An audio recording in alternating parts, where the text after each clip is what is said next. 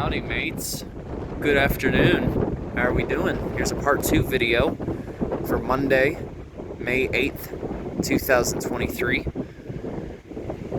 And you are going to hear a lot of wind just because we are over 6,500 feet above sea level. So fortunately, it has actually cleared up a little bit since I got here. So right now we're kind of facing towards the west at the moment, and some of those peaks that you are seeing belong to Thunderbird Mountain.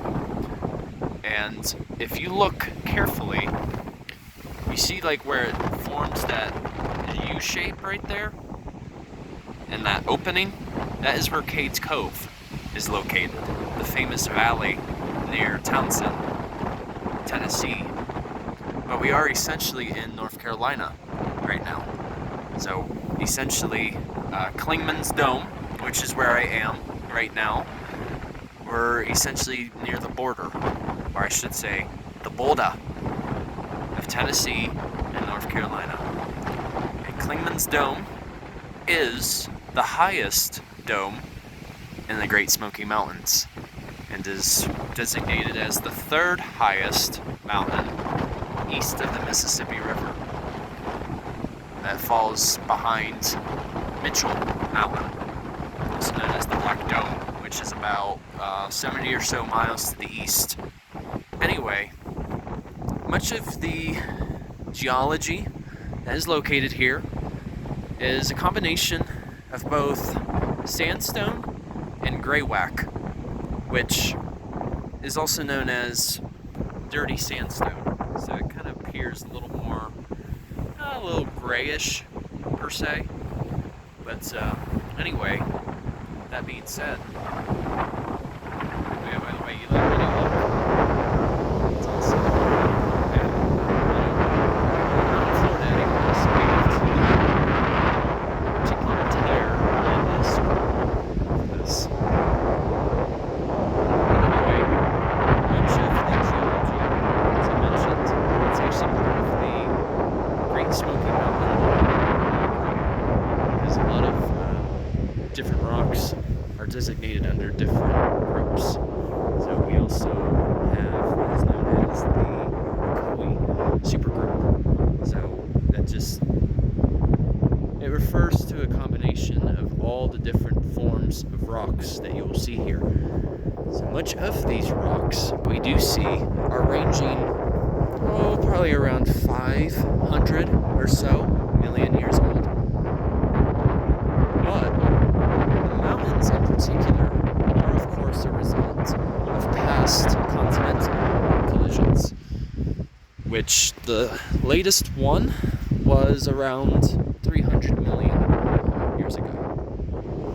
You figure much of this sandstone that we're seeing, it once formed part of the bed surface of the ocean that was once spanning here. And of course, that brings up the famous supercontinent of Pangaea. That is essentially how these mountains formed. And you figure every 1,000 years, an inch is eroded. So that just goes to show that the rate of erosion is very slow. And it'll most likely be past our time until these mountains become completely flat. It'll definitely be past my lifetime, that's for sure. But what we're traversing in terms of the type of forest, we're looking at what's known as a Spruce-Fir Forest, which is actually very similar to a Boreal forest that you'll see, say, further up north in Canada. You figure, since the glaciers didn't reach here, that's why we still have these mountains. As a result of the glaciers coming from the north, they passed down some of those seeds of those trees from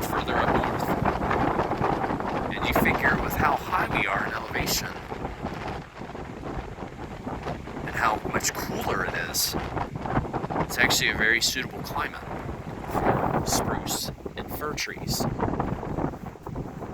Much different than Florida. You will commonly see red spruce, which, give me just a second. Here we've got some red spruce, which are noted for their shorter needles, and the bark is typically reddish brown, which does fit that characteristic.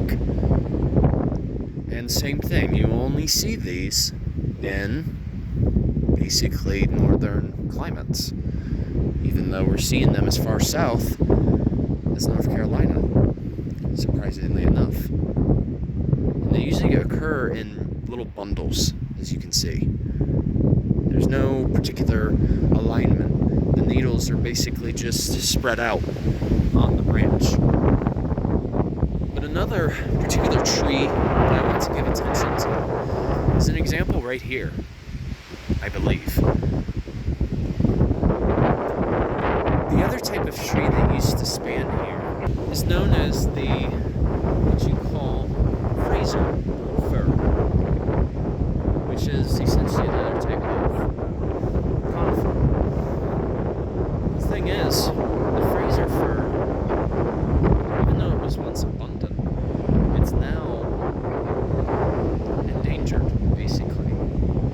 And such is the case because a particular insect that was imported by accident, which is known as the Balsalm Woolly Adelgid, started feeding on the sap of the tree, and it was essentially cutting off the essential components as to allow the tree to feed itself, to stay sustained. And unfortunately, this Adelgid was an invasive, still is. I believe it was imported from, parts of Europe, but I'm not going to be sure to clarify. And it just performing its activity uncontrollably. So as a result, much of the Fraser fir trees have died. And if there are any, they might only be like little saplings that may only last just a couple of years. And that's it. By the way, too, if you guys didn't know, the famous Appalachian Trail, which spans over 2,000 miles, it actually passes through here, as a matter of fact. So I share that little tidbit too. So alright, you guys, take care, enjoy your Monday. The Journey on a Journey is once again onwards. Take care, folks. See ya.